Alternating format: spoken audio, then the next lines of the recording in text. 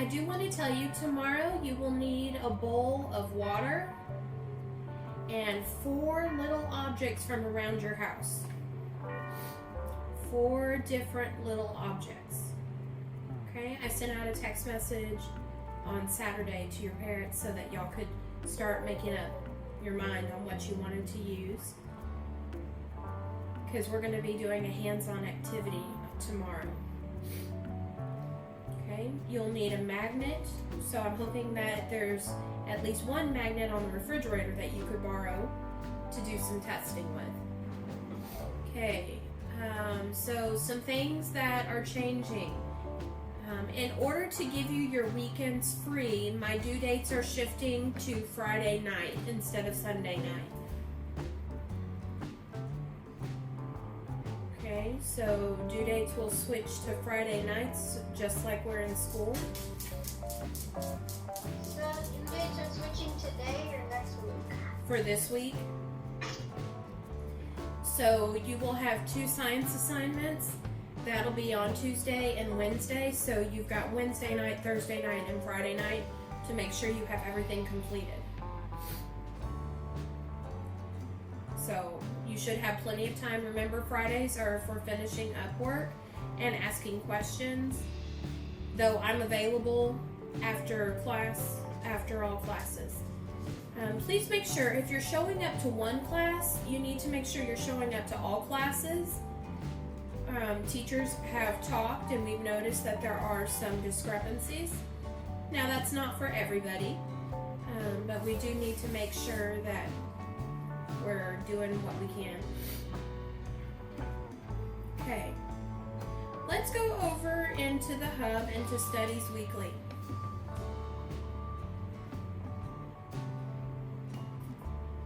Okay, and we're going to go all the way up to week 29.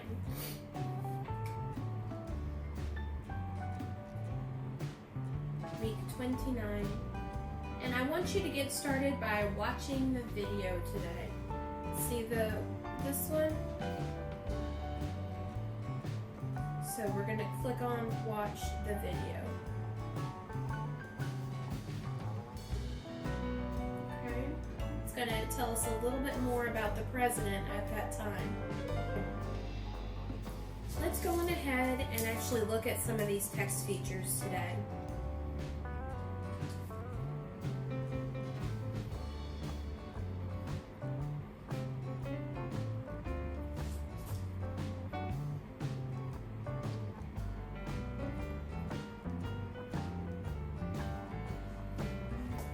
The very first one I see, so who's that guy? Nixon. It's not Santa Claus. Nixon. Nixon. Okay, good. Sorry, my ears are a little stopped up. Okay, what else do we see? I see this big map. What's in blue?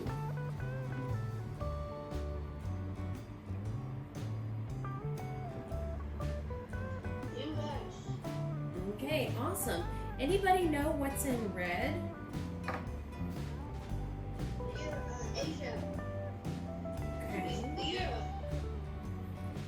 And what is this? It looks, I see a star, I see a hammer, and I see a sickle. Now that was, this part was actually a handheld cutting device to help cut down the wheat and things that they were growing. But is it all in one piece? No, it's like ripped in pieces. It's ripped in pieces. Yeah, it's broken. Okay. This actually represents the communism as well. It's part of their flag, the communists did. What are these big things here in the middle, underneath President Nixon?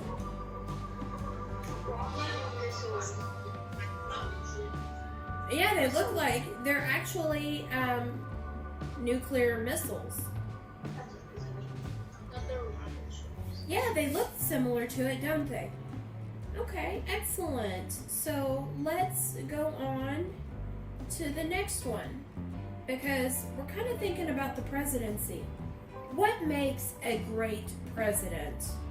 Let's look at this illustration here. What do we see? I see a girl who's like reading or saying the word, and then everybody's cheering. Okay. I see a person giving a speech. Okay. While everyone's cheering with flags. I see a girl running for president. Okay. Most likely within your lifetime there will be a female president. It would not surprise me. Okay, excellent. So, with the title, What Makes a Great President, what do you think this article is all about? How to be a president? Yeah. Makes a great president. Yeah, being a good president. So, there are going to be certain criteria of people that would make a good president. So, if you were someone who couldn't make decisions, would you make a great president? No. Probably not, right? You have to have a decision maker in there. Okay, let's look at the next article. Oil today, gone tomorrow. Huh. Well, this has a science connection to it. Is oil a renewable or non-renewable resource? Non-renewable. It's non-renewable because it's one of our fossil fuels. It's oil. Oil, exactly.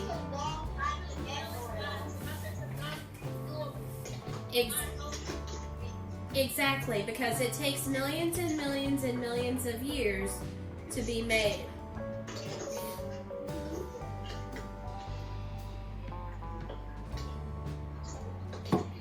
Okay. So, in this article, we can actually see the sign. It says, sorry, no gas today. Could you imagine where there was no gas? No gasoline?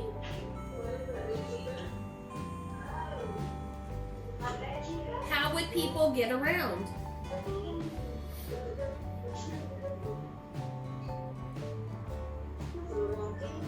They would walk. How else?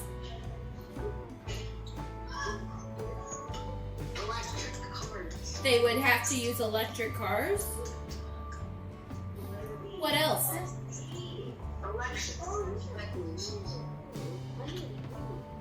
Okay. What's something you pedal? Bicycles. So I think we would see a lot more of other forms of transportation.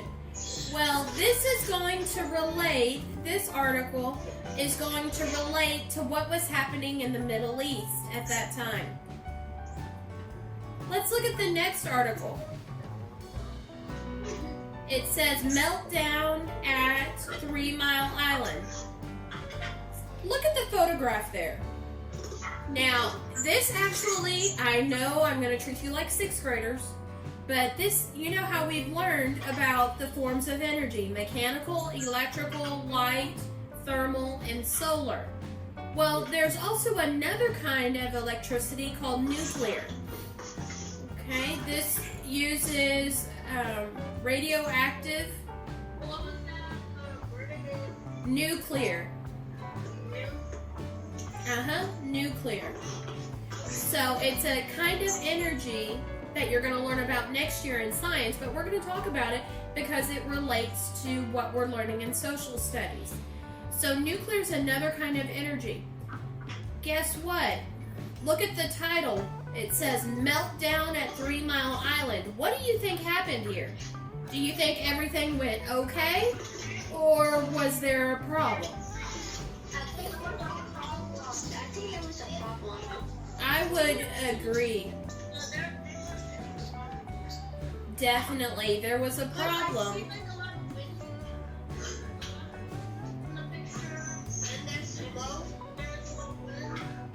Okay. Well, nuclear energy is actually something that could eventually replace our non-renewable resources. Yes, but it's nuclear. It's nuclear, and so there's still a lot of scientists and engineers working on it. Would it be bad for us though? Well, that's why we have science and engineers working on it to make sure they can find a way to use it and still stay safe. Okay, get ready. Supercomputers for the superpower. You're gonna love it. Here we go. Click on that one. There you go. There was your very first supercomputer.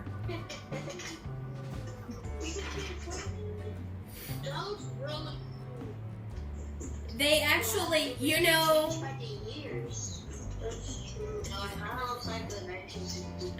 so this was in the 1970s. So this was the Apple computer.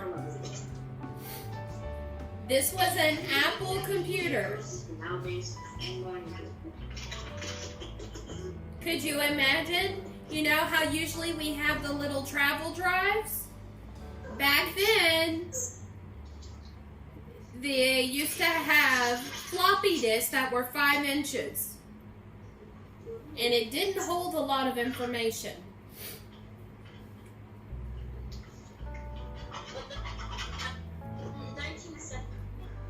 Yes, so computers are not that old either. Yeah. But what you're using today to take this virtual class, that would have been like a super, super, super computer. In a very super duper kind of way.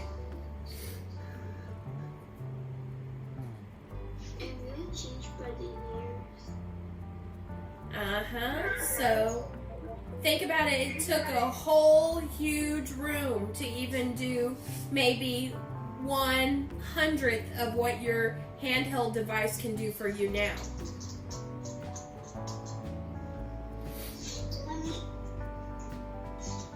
So it was 1977 when the Apple computer first introduced the Apple II personal computer. Now, I have the next generation. I had the Apple IIe in my elementary classrooms when I was in elementary school. And so we didn't have all the graphics. It looked almost like a green and white screen, but that was super cool for us back then.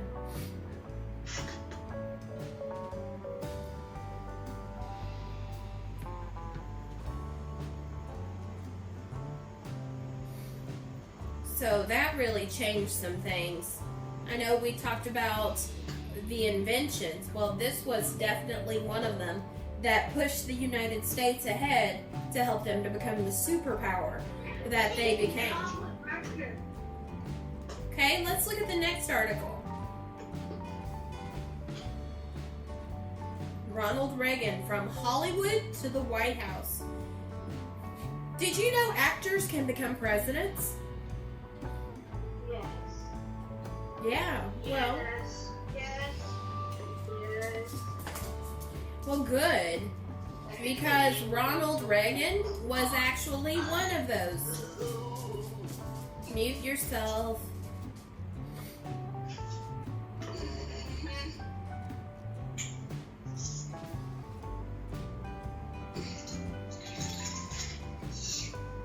So, Ronald Reagan was an actor long before he became president. So, this is a really interesting article.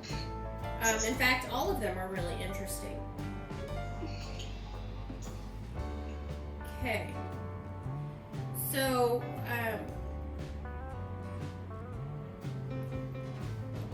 oops, I forgot to do something. On supercomputers. On supercomputer, go ahead and watch video. Click back to supercomputers and watch the video for me. I'm going to give you the rest of the time to get started on your social studies. Okay? Okay, so everyone is muted. So you should have time to get started. It is part of your assignments, and due dates are on Friday, so I'm giving you a little more time than normal. Okay. So I'm going to go ahead and I'm going to end this class early so you can work independently. Okay, any questions for me?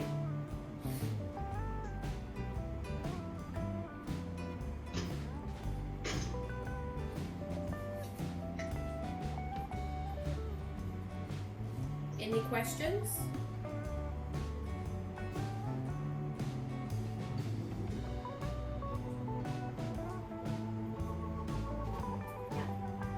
Okay. Then I love you. Stay safe. Wash your hands.